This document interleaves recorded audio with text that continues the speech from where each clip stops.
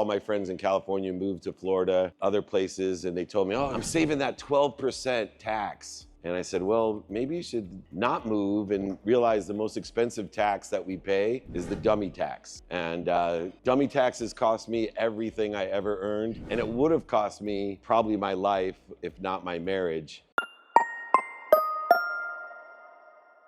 Since 1981, Justin has been producing world-class Bordeaux-style wines from Paso Robles on California's Central Coast. As the pioneer of Paso, Justin wines are what put Paso Robles on the winemaking map. The Justin team believes that wine should be exceptional from every angle, which is why their team uses boutique winemaking practices like hand harvesting and hand sorting.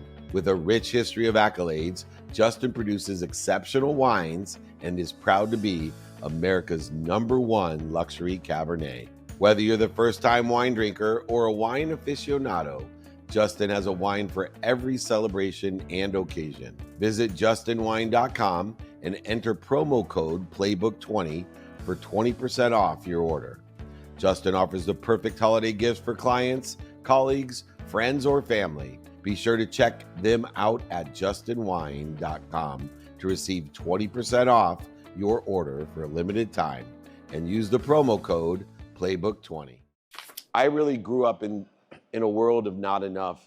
Some of you may have had a similar circumstance, but I grew up with a single mom who raised 6 kids, 5 boys and 1 girl. She's a 2nd grade teacher and packed my dinner in a paper bag when I came home.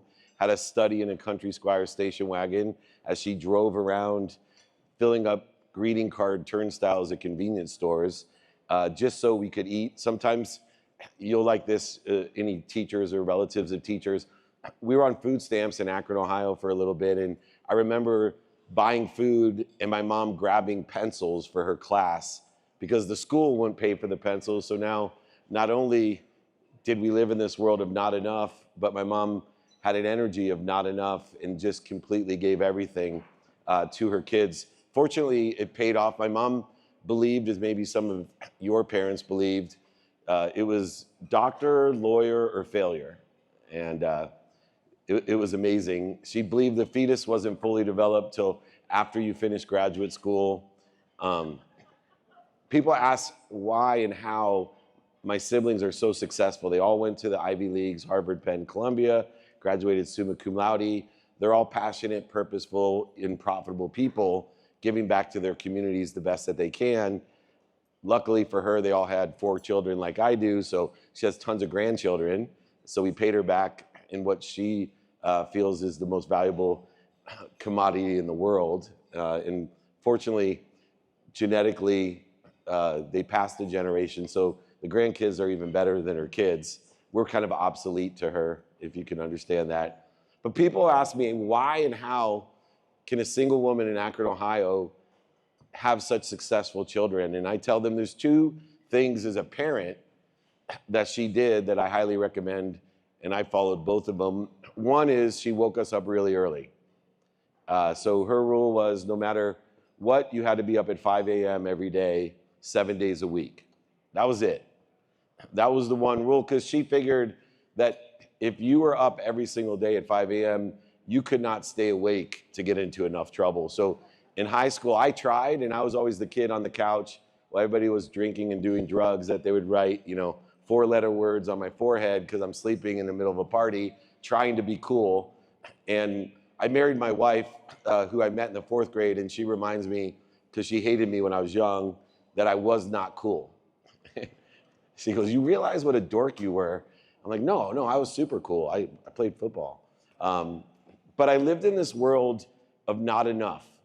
And so people who live in the world of not enough, you're constantly looking at what other people have, what you don't have, and what's missing. And no matter what you get or what you have, you're still a victim all the time. Things are happening to you. And I have a lot of friends in Newport Beach, and it's amazing because they're self-made people who live in these $40, $50 million homes. And I'm always commenting, you live in a world of not enough. What do you mean? You're always looking at what you don't have, what's missing, and what other people have. In fact, I believe it's the biggest energy suck of social media. And for my children between who I am and who I want people to think I am. And I'm trying to empower people to understand it's more important to be who you are than who you want people to think you are. And that's part of the world of scarcity. Well, I wanted to be rich, so money was more important to me than school. I wanted to buy my mom a house. It was really simple. I was super happy. I didn't even realize how poor I was until I went to college and started really seeing what rich kids had and did. But I wanted to be rich because my mom, the only time we weren't happy in my family is when something broke or we couldn't afford something. And I'm sure some of you have had that experience, what it feels like to, excuse me for choking up, but watch your mom cry because a car breaks down. And you see, I laugh because I still tell my mom, I'm 56 years old. I said, you know, Mom, I still don't listen to you. It goes in one ear, out the other. But I've watched you for 56 years. And that's why I'm successful. I've watched you, and that's why I wanted to be rich. So initially, to be honest, I wanted to be a professional football player. And that obviously didn't work out for me for good reason. I did play college football, and that's where my career ended. I was the fastest one on my college football team, and so they put me as the bullet on the kickoff team my freshman year. I returned kicks and punts because I had a talent. I could run scared faster than anyone could angry. It's because I had a big mouth and a lot of brothers, and so I had a lot of practice in a small 2-bedroom apartment, getting away from them. So a big football field was a luxury for me. But I remember my freshman year lining up, thinking to myself, this is it. I'm gonna show everyone, NFL, I'm gonna be a millionaire, gonna buy my mom a house. And so I fly down the field, my very first kick, and sure enough, I get down there as the ball carrier gets the ball, and I lay into him with all 147 pounds that I had. And I remember, boom! Next thing I know, I was flying backwards, and the running back actually stepped on me and kept on running. I remember lying on my back thinking, doctor, lawyer, or failure. So I decided I better think of something else to do. Now, to my credit, that running back was a guy named Christian Okoye. His nickname, he was the AFC Player of the Year for the Chiefs. He was known as the Nigerian Nightmare. I ran the most notable sports agency in the world, and I used to joke with Christian. I still have nightmares about him for good reason, because I still have the first autograph he ever gave anyone.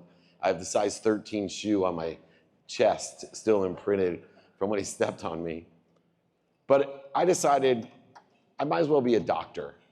Since I can't be a football player, my oldest brother was a doctor. He was doing fairly well. And I thought, I might as well just be a doctor, make a lot of money, buy my mom a house. So I visited my brother in the hospital, and he looked at me and said, what's the matter, Dave? I said, I hate hospitals. He said, Dave, you're pre-med. God knows you're not going to be a football player. You're going to be a doctor. You hate hospitals. That's not going to work for you. I was 18 years old, and I remember saying to him, yeah, but I don't want to be a hospital doctor. I'm going to be a sports doctor. I'm going to be in locker rooms and sidelines. Besides calling me an idiot at 18, he said, and gave me the best advice. He said, David, you need to be more interested than interesting. And these Q&A sessions are in alignment with being more interested than interesting. And so I changed my trajectory, wanted to be a lawyer, ended up getting involved in the internet. And in 1995, 3 years after I took my first job in legal research online, we exited for $3.4 billion. Even though my mom told me the internet was a fad, it was the biggest mistake of my life. To be a real lawyer was going to make me money. But I moved into another world called just enough for me. I was an optimist. Everything was for me. Everything was in my favor. But everything was trading and negotiating in my life. Giving and receiving. This show is brought to you by BetterHelp. Therapy is a great tool for facing your fears and finding ways to overcome them. Because sometimes the scariest thing is not facing our fears in the first place and holding ourselves back. It's helpful for learning positive coping skills and how to set boundaries. It empowers you to be the best version of yourself. It isn't just for those who've experienced major trauma. If you're thinking of starting therapy, give BetterHelp a try. It's entirely online, designed to be convenient, flexible, and suited to your schedule. Just fill out a brief questionnaire to get matched with a licensed therapist and switch therapists anytime for no additional charge. Overcome your fears with BetterHelp. Visit betterhelp.com/playbook today to get a 10% off your first month. That's BetterHelp, HELP.com/playbook. Imagine starting a small business, your first customer, first hire, first real paycheck. But everything isn't just exciting, it's scary. That's where JustWorks come in, the all-in-one platform that supports small business growth. Access seamless tools that help with benefits, payroll, HR, and compliance with transparent pricing. It's time to make payroll painless, run payroll in 90 seconds or less, and automate payments so you can set it and forget it. Did you know in 2023 alone, they processed over 25.6 billion in trusted payroll customers? Don't worry about the paperwork piling up either. They take care of payroll tax documents and reporting to help you stay compliant. Visit justworks.com/podcast to join the thousands of small businesses that trust JustWorks to take care of payroll, benefits, compliance, and more. That's justworks.com/podcast. Anybody ever hear the statement, the more you give, the more you receive? Anybody believe that? I believe that. But it does not work financially for the nicest and kindest people. Have you noticed? Look at our vets, right? United States vets. Those guys give everything for us. They don't seem like they're financially receiving. My mom, single moms, they don't seem like they're on top of the financial world. What about the first responders, all our teachers, all of these super kind and nice people? How come they're not receiving financially? So I started doing research because of these Q&As, figuring out what am I missing? Why is that not true? The more you give, the more you receive financially. And what I realized through studying religion, philosophy, theories, and spirituality, that most texts read differently than the more you give, the more you receive. What it actually says is, the more you give, the more you're given. And that's different because it requires your accountability. It requires you to use gratitude and forgiveness in order to find the light, the love, and the lessons in all you're given. It requires you to be accountable for not being punished when things happen in your life, but to see the protection, promotion, and love by something bigger than you that loves you more than your mom, whatever you think that might be. And then I saw another problem in this idea, in this world of just enough, where you buy things you don't need to oppress people you don't like, constantly negotiating and trading. I was worth over $100 million in my 20s. I gave millions of dollars away, but I didn't do it unconditionally. You know, I thought the Larry David, Curb Your Enthusiasm, where he's like, I didn't know you could give millions of dollars anonymously and everybody would know. That was me. I want to make sure everybody knew there was some kind of trade. But what I realized is there's a third thing that's going wrong in this idea of abundance, in the infinite flow of the people that give more and receive less, is that most people don't like receiving. They either don't feel good about it, guilty about it, resentful about it. They don't feel worthy of it. My mom is still one of those people. She's 81 years old. She has given her life to her children, her community, Sunday school. She has given her life to everyone. But every time she gave, people would say, oh, let us do this for you, Karen. Let's do this for you. Oh, it's okay. No, we're good. Well, let's do the math together. If you're not good at receiving, number one, I don't think you have faith. I don't think you have faith. Because if you had faith that there's something bigger than you, an omniscient, all-powerful source, God, Jesus, Mom, and I don't care, that loves you and protects you with more than enough of everything, why would you feel guilty, resentful, or not worthy of receiving it? especially for the sake of receiving, meaning the more you receive, the more you can give. And so it's interesting how many people don't like to receive, and I want you to think about, while we're here today doing workshops, and I'll do a keynote tonight, I really need to work on receiving. Because if I give 100% and continually take less, even if it's 99%, sooner or later I'm in a zero-sum game. I end up with zero. And a lot of times the kindest, nicest, most generous people that are willing to give their lives, let alone everything financially to other people, end up with zero. Now, the final testament to faith, to me, I believe it takes wisdom and faith to shorten the distance of resistance of scarcity creates in our life. It takes wisdom, asking for help, finding and seeking the information of what we want in a divine direction so that our purpose is greater than our pain, so that things that happen that we don't understand or know or seems like punishment, we see as divine detours to take us to a better place. But if you really want to live in faith, if you want to live in the world of more than enough, then ask for more. If you believe there's more than enough of everything for everyone, that you're protected and promoted by an omniscient, all-powerful God, then ask for more. And then give more, be given more, receive more, then ask for more than more, then give more than more, receive, give and more, receive more than more, and ask for more than more than more. You see where I'm going to end up at 81? With more than enough of everything for everyone. And I wish I would have learned this, because when I was 36 years old, worth more money than I ever dreamed of, married to my dream girl who hated me in the 4th grade, 6th grade, and 12th grade, and called me a dork, with 3 beautiful children, and she was pregnant with an unexpected at 42 with my son. I lost everything.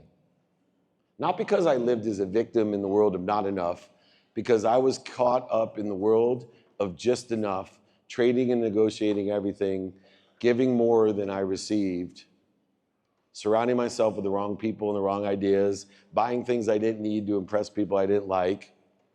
And thank God I was married to my dream girl who saved my life, told me to take stock in who I was and what I wanted to become. And so 17 years ago, almost 18 now, she changed my life, saved my life. And so my mission now is I made more than enough back than I ever dreamed of, is to empower over 1,000 people, to empower 1,000 people, to empower 1,000 people, to teach them through abundance, through the infinite loop of giving and receiving and asking, so that you can empower 1,000 to empower 1,000 to change the world. My mission might sound big or outrageous or stupid. You can laugh at me, scoff at me, and make fun of me, but I'm on a mission, 200 cities a year, to change the world, to empower people to make a lot of money so they help a lot of people and they have a lot of fun, they're happy. Suicide should not be the fastest growing cause of death in America for all ages. It should not. So I've dedicated my life to being here, and I'll be in LA, I was in Chicago and Boston, and I'm blessed to have the opportunity to listen for how I can be of service or value to you. I'll be here all day. I get to do a keynote and talk to you tonight. A couple things I've learned, and then we'll get started with the questions. I have a $1,200 reminder every month not to write down everything. I have notes from college, law school, business school, all the different personal development events like this, and they're in banker's boxes in a storage unit in California, and it cost me $1,200 to remind me. Only write down the stuff that resonates with me and create a system to access it. And when I say resonate with you, if I say a quote or something that really makes you feel strongly, wow, that's like me. My favorite quote today is, "You're either humble or you're about to be." And I wrote that down immediately, put it into my system. But I've also learned that if I hear something that makes me feel angry, upset, really resonates in disagreement, I also capture that and find out why. Why is it I can't appreciate the differences that exist between me and someone else's opinion, perspective? What is it that is separating us? And I find great value, especially today in the atmosphere of politics, religions, and world atrocities, that we're separating ourselves because we're not appreciating the differences. We're not the same. Thank God. You do not want a million David Meltzers walking around. So let's learn to appreciate the differences by capturing what resonates with us and seeking and learning from it and appreciating it through gratitude and forgiveness.